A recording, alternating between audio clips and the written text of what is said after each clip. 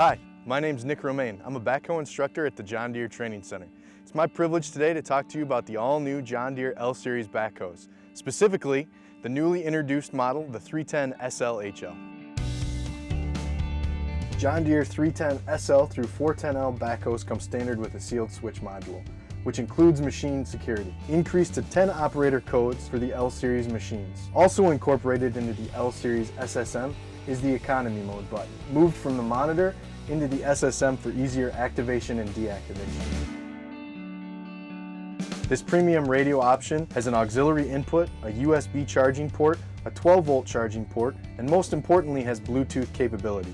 This Bluetooth capability allows for hands-free cell phone communication so the operator can keep operating but communicate with the outside world. New for the John Deere L-Series backhoes is the multifunction lever. This allows me to control my lights, wipers, and turn signals without needing to reach over to the console. It allows the operator to keep their attention focused ahead and on the task at hand.